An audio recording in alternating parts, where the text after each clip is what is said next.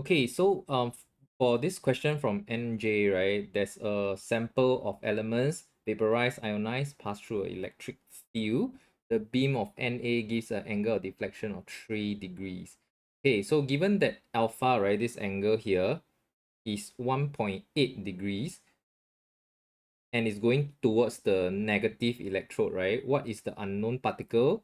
X and Y. So X and Y.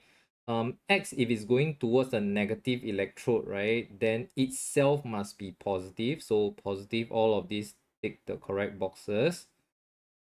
Okay.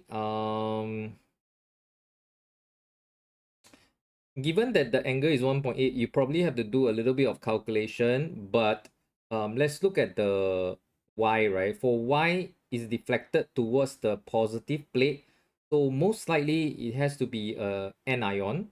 So the two anions is beryllium and oxygen. Beryllium and oxygen. So which one should we make a quick guess would be Y? I'm guessing because the angle, right, for Y is smaller than even X. So my guess is that it is probably not going to be oxygen because oxygen is in period 2, whereas potassium and rubidium in X was actually your period 3 and period 4 maybe.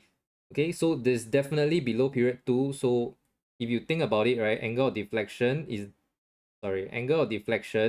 is directly proportional to Q over M. So the M here, right, for potassium and rubidium is definitely going to be like larger than oxygen. So is Y is not likely to be oxygen because if it's oxygen, the angle of deflection will be larger than X. Okay, so I'm going with beryllium and I'll guess the answer to be B. Okay, but we just have to do some calculation to check whether or not potassium does in fact give 1.8 degrees. Okay, we got to do a little bit of calculation. Okay, so angle of deflection, you calculate the constant first. Okay, it's 69. So given that angle is 1.8, so you just take this, manipulate it, the mass is 38. Okay, so it's pretty close to potassium, which the mass is 39. Okay, so yeah, so this reasoning is probably the same as what I just said. So upon further confirmation, we do confirm that the answer here is B. Okay, so there's a way to get around this question without doing any calculation, but we still do it to sort of confirm our answer.